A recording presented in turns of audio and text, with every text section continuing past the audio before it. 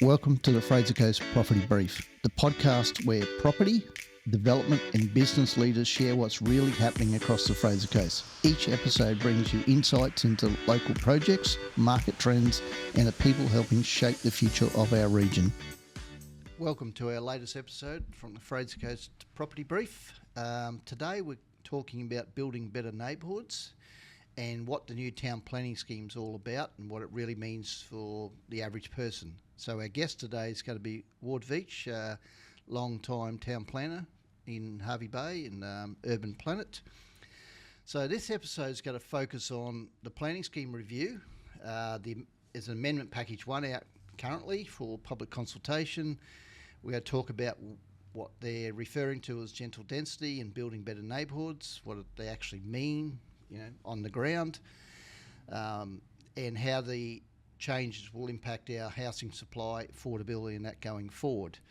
So there's a lot of challenges in there. It's a lot of in-depth topics, so we're going to go through it bit by bit. But first of all, I'd like to introduce Ward Veitch as joining me today. Been here for a very long time, I think even longer than me. Yeah. Welcome, Ward. Thank you. Give us a little bit of background, because you got both sides of this. You were in council for a long time and you've been in private practice. So just give us a little bit about you so people understand your perspective. I'm a long-term resident. I've been here, 54 years. Did all my schooling here. Obviously, I went away to university. I did work in the private sector prior to going to council around about 1991. Worked my way through council, was executive manager of development when I left in 2003 and set up Urban Planet. So been running my own business for the past 23 years. Been involved in, probably 70% of the developments in one way or another on the Fraser Coast over that period of time, and have seen it grow. But I guess the perspective is what I say to people, notwithstanding the growth, Hervey Bay is still Hervey Bay. It's still the Hervey Bay that I grew up in. Maryborough is also very similar. I mean, if we talk broadly about the Fraser Coast, we've just got more people, more services, more activity, and we just continue to grow, and we always have grown. Yeah, it's certainly has changed though. I'm 1981 resident, so I've been here for 45 years. Not as long as you, so it makes you older. But I remember you from the days in council, so we've been doing business, and you as a council officer and externally for probably 30 years now. Yep. Yes, but the fundamentals are still to change, but are still the same in Hervey Bay. But I think we're about to change, because we've been a regional city. We've lived on 600, 800,000 square metre lots. We've had an urban, semi-rural lifestyle. We've got to a population here now which is fairly intense, of probably about 68,000 people in Hervey Bay and 120 on the Fraser Coast. We can't keep the urban sprawl going, so that leads us into probably our first topic, is the Amendment Package 1 that the Fraser Coast Council have just put out for public consultation, where they propose building better neighbourhoods. Can you explain what this package is all about? There's a two-phase thing associated with the package. Firstly, is council's statutory obligation to review the planning scheme, because obviously the planning scheme now is 12 years old. But secondly has been the dramatic change that's really occurred in the last 5 years in the way that development happens and what the demands on development are on the Fraser Coast. So council are responding to that in terms of changing demand. I mean, we essentially had a two-dimensional development. We had development of your standard traditional low-density lots, albeit some of them up to 2,000 and even 4,000 in the 90s. And we had lifestyle village developments, which were the predominant types of development. We had smatterings of little bits of industry happening and little bits of commercial happening here and there. But that was what was driving it. But post-COVID, we all experienced the change, particularly in regional areas where the demands are different. There's more pressures on affordability. There's more pressures on land supply. There's more pressures on having housing choice and diversity. So Council's planning scheme package is responding to that in introducing different opportunities for development, which is going to be able to move us forward to the demands that are being created. So we're getting away from traditional large lot housing. Council have come up with a term, which is an industry term as well, called gentle density. So what does that mean to the layman? People think of density as soon as straight away they think of high rise and panic. But gentle density, what's that phase they're trying to bring in? It'll be an interesting implementation because a lot of people, I think, in the general public, particularly in existing low density areas, are probably going to be resistant to the notion of any increases in densities, particularly duplexes, maybe not so much that, but more triplexes. Everybody's supportive of the notion, yes, we like to have some increases, but there will also be a lot of not my backyard type thing, like I don't want it in my street, I don't want it next door. But the notion is to actually provide that housing opportunity to have more opportunity on smaller lots for duplexes and triplexes, the introduction of the low medium density zone, which is in accessible locations, areas that are close to employment and services, where those densities can increase even further, but also making the planning process simpler for those types of opportunities. So it's about trying to get, and what we refer to as brownfield development. So using the existing services that are located in existing areas to their nth degree, getting more equitable use of the existing infrastructure, which for a community actually reduces the cost to the community. We're better utilising the facilities there, whether it be roads, sewer, water, electricity, services like bus services, school services, all those types of things. So just trying to enhance the density opportunities in those existing areas.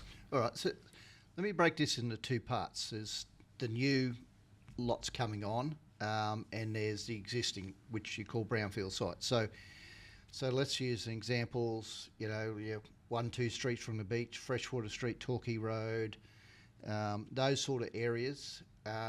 Council putting a new zoning type thing in there, which is a cross between a low density and medium density. So a lot of quarter acre blocks in those old areas. So what's the likelihood of things going to change? Is it, townhouses, duplex, 2-lot subdivisions?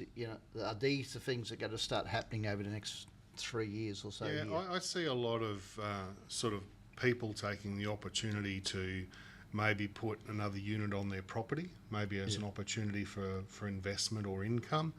I think we're going to see the densification of those areas, the Cypress Streets, the Freshwater Streets, all those sort of areas.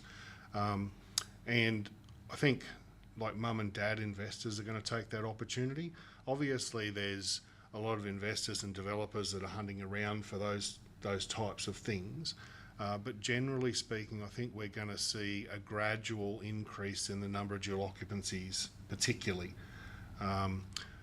Limited opportunities for triplexes. The problem with brownfield and doing triplexes is that you really need either a house that you're going to demolish that has no particular value, or an existing vacant site, which are hard to find in some of those areas. Yep. So the old traditional thing was people would put a granny flat at the back of their house, and I think you were living to about 70 square metres. They've increased that now. So what's the next move? Is it a second house with a completely second title, or is it just two houses on one block? And I think it's going to be a mixture of both.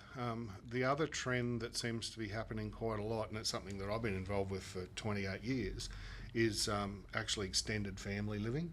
Yep. And whether that be mum and dad or mum or dad living in the backyard in a secondary dwelling, which is something that I've had for the past 28 years.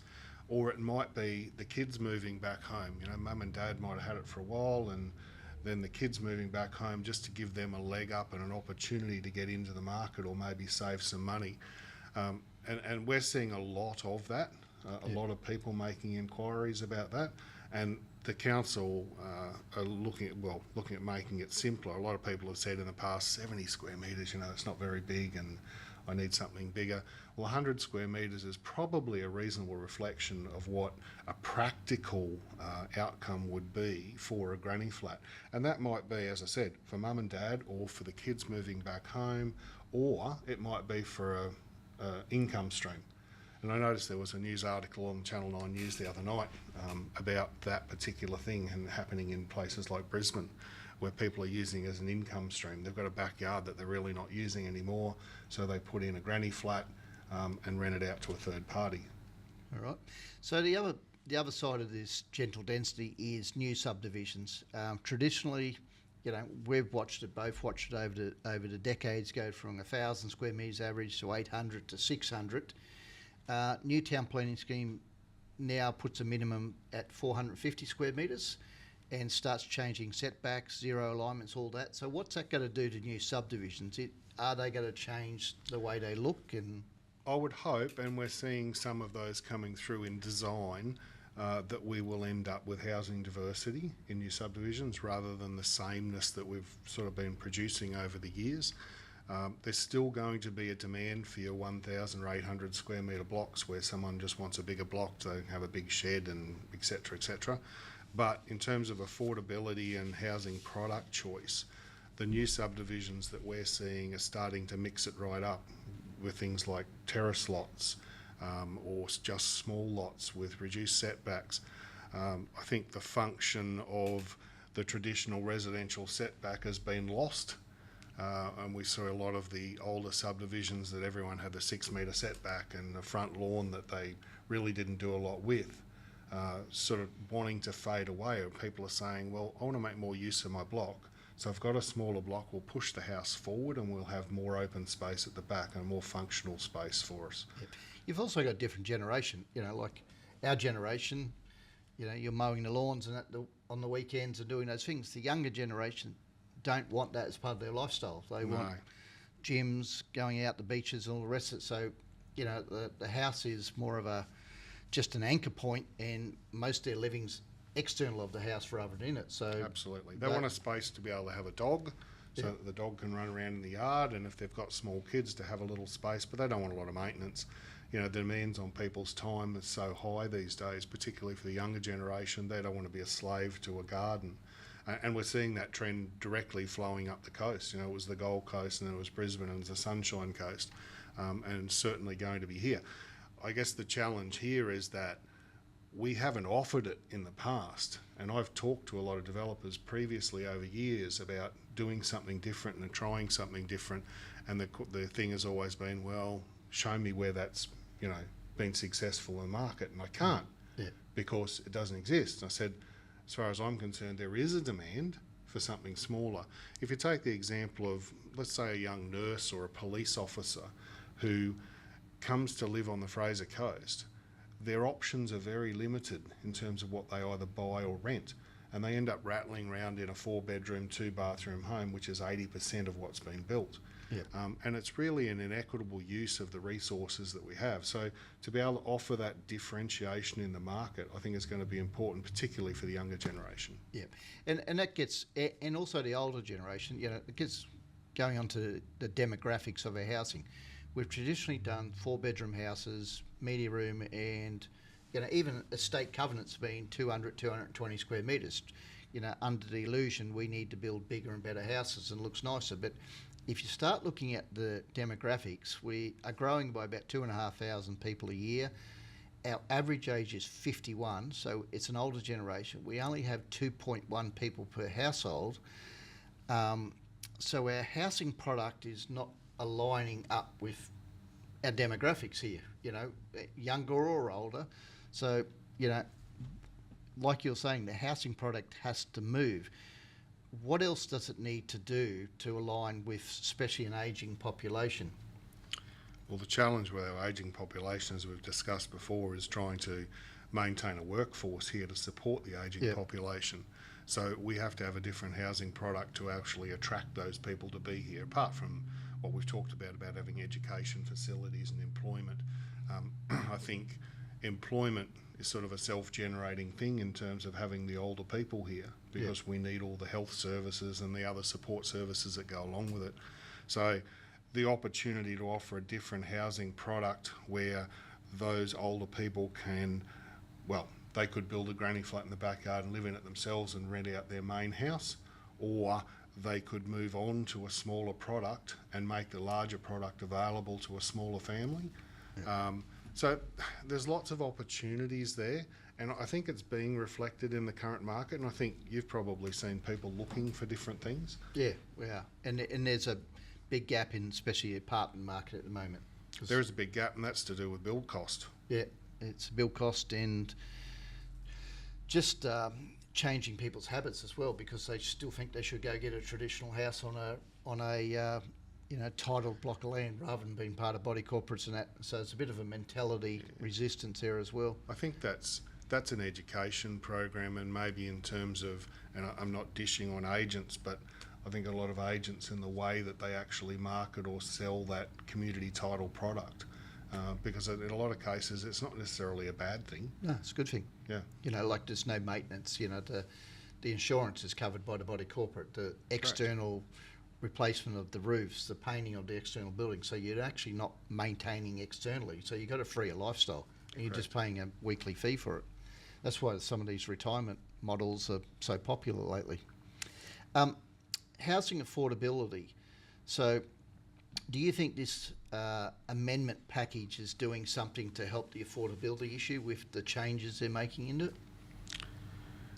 It's a difficult thing to predict, isn't it? Because we can't control building costs to a degree, and they seem to keep on mounting. The raw land cost, the acquisition cost, the build cost for the developer is still increasing. I find it a struggle to try and define what housing affordability is. Somewhere in the early 2000s, there was a big cliff that we fell off. When you and I were sort of growing up and we were in our 20s, you could afford to buy a house. It was a percentage of your income if you looked at it that way, and that gulf has increased so far. I'm not sure how we as people in the property industry or representing developers actually control that. So housing affordability is a difficult thing. People tend to look at it, if you talk about cheaper products, they tend to look at, cheap equals nasty type things. So it will be interesting to see how it gets developed by or delivered by property developers and builders as a product, and then what we're going to call housing affordability. I look at, my first house here cost me $38,000 and to build, and $7,000 for the block of land, and that house is on the market today for $650,000. Now, I could afford to do it. It was a struggle, but I had less demands on my money and time. But I look at young people now and think $650,000 for a 40-year-old house. So I guess the challenge for the developer is to try and deliver something that people see as real value, but not at a level where they're just going to be buried in debt.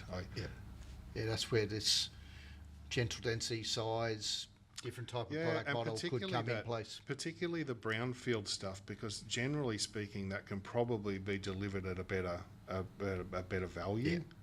Yeah. Because all your services are there too. Your roads are in. Our sewage is running under capacity per hectare. People. There's all your main services, and it's close to amenity. That's the big thing that's missing with our urban growth going out to the back. The amenity's not out there. People want to be able to walk 500 metres to the shops or their local, place they want to have a drink or dinner or something like that, or walk to the beach. So yeah, I'm often horrified when I drive down the highway and I look at the extent that Caloundra has expanded, and that Caloundra housing estates are right next to the freeway. Yep. And people say to me, I live on the Sunshine Coast. Yeah, you live on the Sunshine Coast, but you're 10 kilometres from the water. Yep. And away from services, and you probably don't go to those things. It's like people who live in Brisbane that might live, in one of the outer suburbs, and they never go to the city. No. So we're creating these little sort of microcosms around the place and not really creating a cohesive community. Yeah, it's very hard. So let's talk about land supply. We're constantly got a shortage of land supply at the moment because our demand's pretty strong. I think we need about 1,200 housing products a year to cater for the influx of people coming in. We're selling a lot of stuff. You're obviously doing most of the town planning work for this. We're finding that people are waiting, from looking at the land up to 18 months or more in the last few years. Why have we got such a land supply shortage, when we got so much raw land sitting on there? Is it the process? Was it the demand, or is it the time it takes to build it? I don't think anyone really anticipated the exponential growth that occurred post-COVID.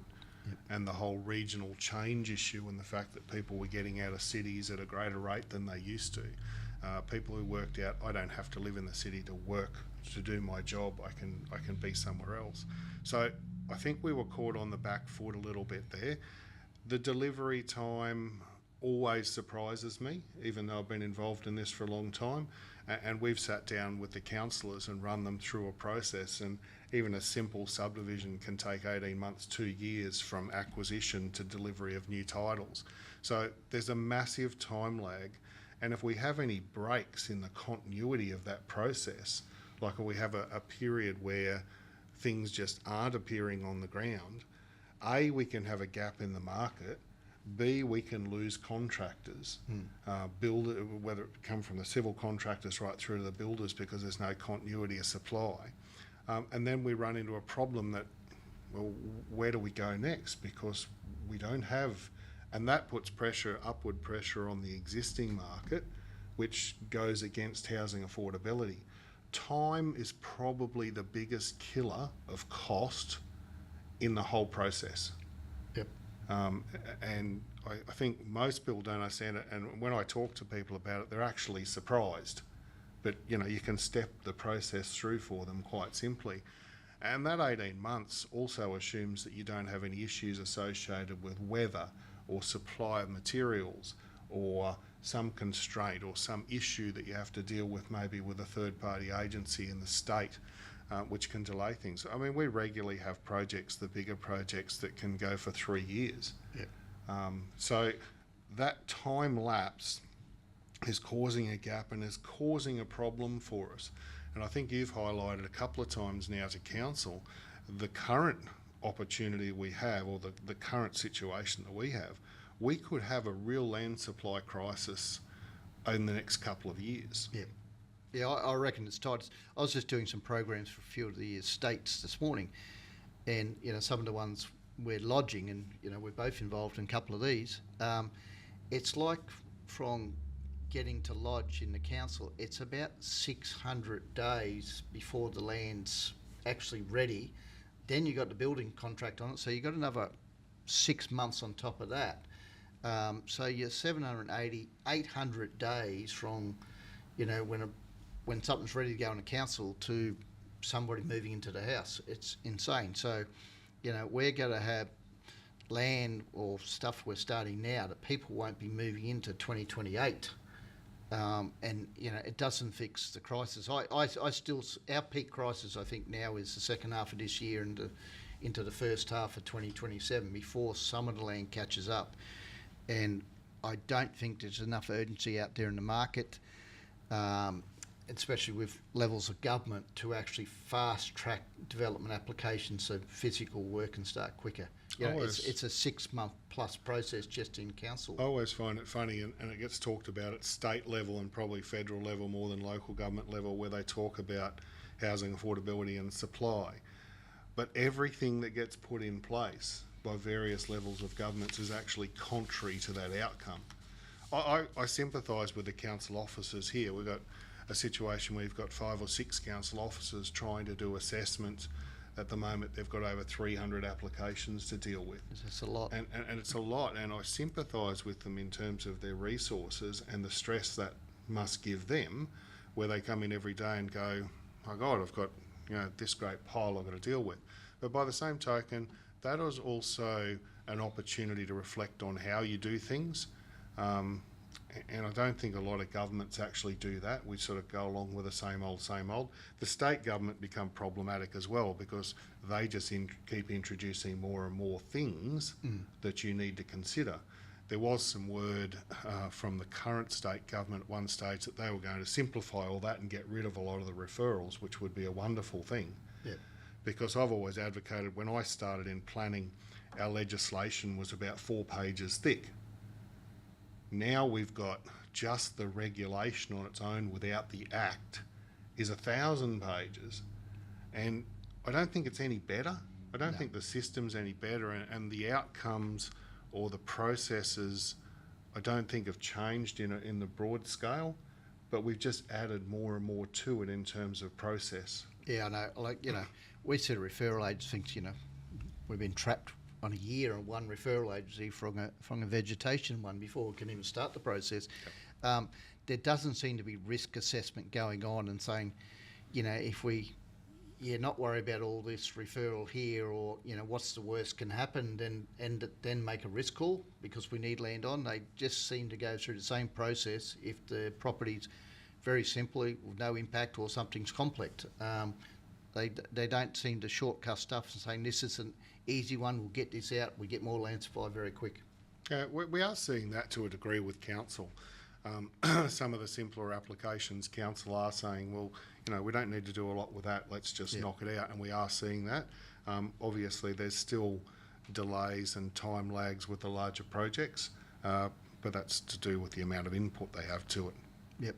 So freeing up, I think we're going to be in trouble with land supply for at least to June next year, maybe a bit beyond.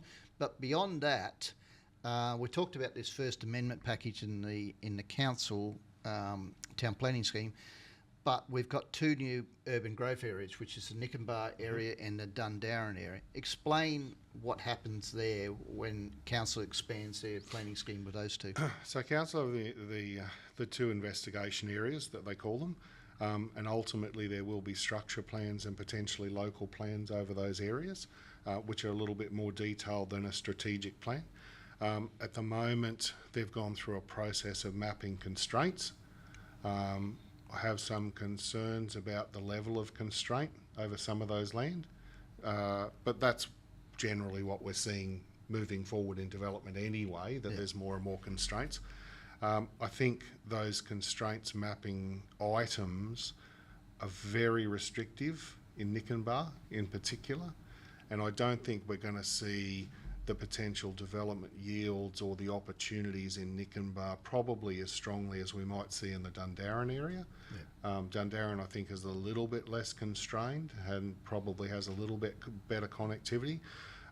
It'll be interesting to see how those things evolve because council are going through that process of structure planning them. I think in a lot of cases the private sector is going to have to drive some of that. I don't see a situation where, if the words that council sometimes use in terms of sequencing and things like that, they're not practical outcomes, they're not real life outcomes on the ground, and like to that extent I think private sector is going to drive a lot of that stuff and how that land gets developed, and I think we're going to have to work a lot more closely with council. Thankfully council are listening to the industry and listening to the experience the industry has, so it'll be interesting to see how those evolve. Yeah, I always find it hard to get head around when councils get locked into sequencing especially, but when you look in the real world, there's a few things drive things. The consumer drives what the developers develop, so it's not that developers come up with an idea and we'll just do it. It's always buyer demand and the market turns with the buyers. So if the buyers don't want smaller houses, the developer's not going to build it. So there is obviously a trend of that because of affordability. And sequencing, most growth areas are in old farmlands. So sometimes you've got to wait 20, 30, 40 years for the farming family to either sell or die or something before it comes in. So you can't just say, all right, we're going to build on your land first, then the farmer behind you and the one down there. It just doesn't happen in real. We've still got 2,500 blocks locked up in the current planning scheme because farmers are still sitting on there as their home paddocks, and it's their right to stay there as long as they like. But council sort of saying, well, you can't build this one until that one's there because the sewerage is coming through here. So it makes it very difficult for urban growth. And there are lots of idealistic arguments about for sequencing in terms of cost to the community, particularly of infrastructure. But if you look at some of the real world examples, like when Parklands was done, which is on Durlong South Road, I was the assessing officer at council in the early 90s. And I remember having the discussions with the director of strategic, and I said, I don't think we can support this. And he said to me, why? I said, well, it's sort of kind of stuck in the middle of nowhere, which back then it was. And I said, it's isolated and we're going to have this infrastructure and blah, blah, blah, blah, blah. And he sat down with me and he simply drew a circle on the map. And he said, you know that that's actually closer to services than a lot of people who live in Urangan or Point Vernon? Yeah. And I think we've got to look at it like that from a community perspective and accessibility to services and all those types of things. And I don't think many of these properties are so far out of whack or out of alignment with the existing urban area that it's going to create a significant problem. And I think we've got to just get past that and look at practical solutions also for the servicing and the provision of infrastructure and make sure that that is able to be maintained. At the current growth rates, even if you're locked in Dundarren and Nikenbar, those are going to be developed within 20 years. Yeah. So we're probably going, Harvey Bay Loan's about 68,000. We're probably going to get up over 100,000 within 20 years. It's 40,000 people and we're only 2.1 people per house. So, we probably need a 20,000 housing supply. And what do those two areas constitute in houses? Is it 20,000 in those two areas? Or? I don't think anyone can really answer that until we get to the bottom of the constraints analysis that council have done. I mean, we've done sort of preliminary yield estimates based on a really bad world assumption of constraints, particularly for Nikenbar. I don't think the yield's going to be anything like what council might expect. Yeah. I think it's going to be really, really constrained. And again, it'll be interesting to see how the diversity in housing product moving forward goes in the market. Yeah. So just talking about those constraints in Nikenbar, so the current boundary back of the planning scheme now is Chapel Road. Yes. It's proposed to move down to Brell Road, so it goes basically from the Pylba Harvey Bay Road, Brell Road, all the way down to Durlong South area. Your constraints you're talking about, there's a lot of natural creeks and flood paths going through there, so council's current thinking is leave them as wide open drains, some up to 400, 500 metres wide, rather than doing a more conventional type development, which is constraining the drains, piping them and controlling the flow. Is that the biggest concern in the constraints you have out there? I think it is, and council's constraints mapping is up to land that's subject to Q5 inundation, and I think we have to think more logically than that and more practically than that, and there are design outcomes that can deal with that, because those drainage corridors being 500 metres wide create problems, particularly for infrastructure. Like if you want road connectivity, how do you deal with road connectivity across a drainage corridor that's 500 metres wide? Yeah, the affordability just goes right out the whack because it just becomes too expensive to develop. You got to bridge it or culverts or something like that. And there's a lot of inequities in it too, because Farmer A has a land that's relatively unconstrained and Farmer B has a land that 3/4 of his land's constrained. Yep. He's less likely to want to sell Farmer B because he said, well, I'm not going to get much money for it, so I'll just continue doing what I'm doing. So that'll become a problem in sequencing, infrastructure, costs, all of those things. And the thing is, you can't dictate who's going to sell. So if somebody buys one of these blocks that doesn't connect to the other, or the roads or the drains, it just becomes a problem. This is the difference in the Fraser Coast I've seen.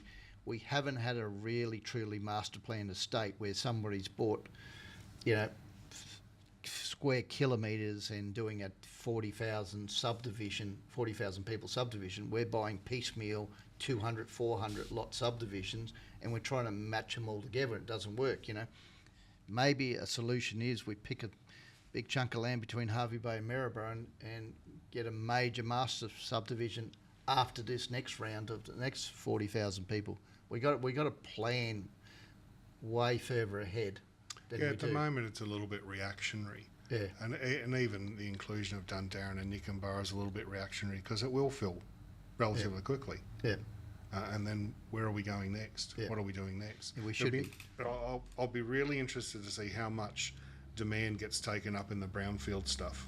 yeah, yeah. So just on the Dundarren one, so Pole Heads Road is the line of the current scheme. So everything on the beach side is where the current scheme is. They're proposing to move that to Lower Mountain Road. It's the other side of Lower Mountain Road. The other side of Lower Mountain Road, so there'll be land subdivision on both sides. And how far out to the west will it go as well? It goes out pretty much as far as the buffer to the current Boral Quarry. So it goes a fair way. Past Anson Road, past the old... Takes in a fair bit of that land. I think, generally speaking, it's less constrained than Nickenborough. Yeah, like what I'm seeing on the market is there's quite a few estates out there ready to take off. There's going to be major upgrades with, QM Properties doing an 1,800 lot estate in the current scheme, but they're also bringing things like sewage in, and they're doing a major roundabout out there, and there's probably going to be road widening on the Pale Burrows Road. So it seems to be geared up, ready to take off over the next 2 or 3 years out there. Undoubtedly. I think it will be the next cab off the rank. I think it'll go before Nickenborough. Yeah. I guess as an industry, we've got to get council to understand that. Yeah. That there's so much stuff that's ready there because of the infrastructure that's either constructed or planned or about to be constructed. And it's almost, you could almost describe a lot of Dundarren as shovel ready. Yep. All right. So where do you see the changes in, Harvey Bay, Fraser Coast over the next decade? How's our way of life going to change? What do you see in the housing product as a wrap up? In general terms, will be the change in direction. I think we're just going to see a lot more smaller stuff. I think we're going to see a higher demand for units, sort of a unit demand maybe that we had in the 90s and the late 80s. I think those sort of things are going to become more popular because people moving here are going to want the amenity of the beach and things like that. So there's going to be pressure on all that brownfield stuff. Yep. I think we will see a lot more units. We're certainly getting a lot more inquiry for units. I think the housing product, I think we're going to see estates, albeit as you described, they're really quite small comparative to other places. But we're going to see housing estates that are going to offer a whole lot more diversity in their product. And I think that's going to be accepted to a great degree by a lot of the market, people looking for different things. And hopefully we're not going to see, expansive stuff that just becomes harder and harder to service. And that's where that housing diversity comes in, all those smaller lots. There's still going to be a demand for people who want the big shed and they want, the big block of land, and we can cater for that. I think housing sprawl or urban sprawl is one of the greatest challenges that we face in the 2000s. Yeah. You look at models like, and it's not really a model like Perth. Perth has an urban sprawl, the largest in the world. It's 140 kilometres. It's actually bigger than Tokyo City in terms of its urban sprawl. Now, that has created massive problems and it's made communities car-centric. It's created massive problems for the expansion of public infrastructure, such as public transport and water and sewer service and all those sort of things. So we want to learn lessons from that. Yep. And we don't want to create a Fraser Coast that's like that. And I think, that'll be our big challenge about trying to keep up with the demand, but also not go too far. All right. So we might finish off with a little controversial one at the end. We've been here a long time, so pre-GFC 2008, the Oaks, Tingera, Allegra, Eden on the Bay, all these 6-storey plus apartments were getting built. We had a big, mid-2000s boom on 6-storey apartments along the Esplanade. I haven't seen a 6-storey apartment getting built on this Esplanade since 2008. Where do you see that trend coming back into the market? I know there's a few applications out there. I think construction costs have been pulling it back, but do you see that trend coming back in? Is there a change in the scheme that actually will help a bit more density on the esplanade? We don't have any choice but to use a vertical component to actually generate some density and to use the infrastructure. It's interesting that a lot of people seem to think whenever they see a big development on the esplanade, say, oh, our sewer doesn't work or our water doesn't work. It does. It has the capacity. We need to better utilise that capacity. We need to better utilise the resource. There was a study done in the southeast by a number of councils about the viability of multi-storey developments, and they found that anything between 4 and 8 wasn't viable. Yep. And from my memory, I can't remember any one of those 6-storey developments where the developer didn't go broke. No, they just about all did. Yeah, so they weren't necessarily an effective thing to build from a cost perspective. I have no issue with buildings going up with height. People get a little bit bent out of shape about it. There's a lot of fight the height signs which you see around in various places in town.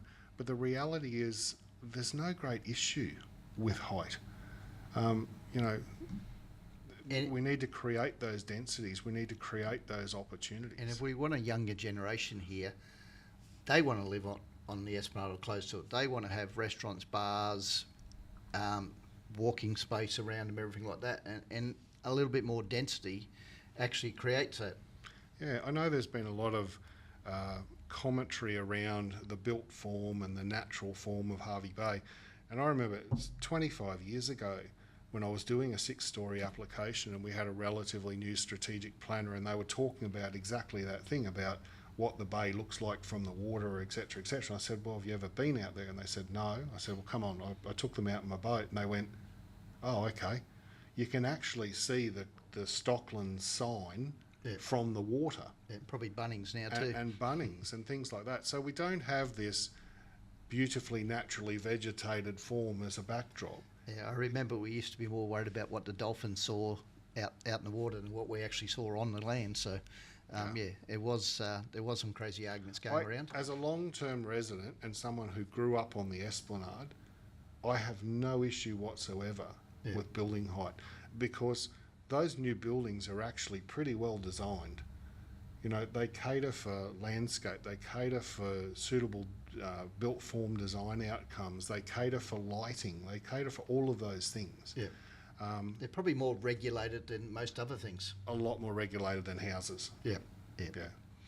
All right. Well, on that note, we might wrap it up, and I want to thank Ward from Urban Planet. So if you do have actual housing or products, in the established area, it may be a good time to actually talk to Ward, talk about a new scheme, and see what you can do with your block. You might be able to put a second house, a couple of units or something onto it. So thank you again, Ward, for coming along, and please like our podcast and follow us, and we've got more interesting topics coming on. Thanks. Thank you.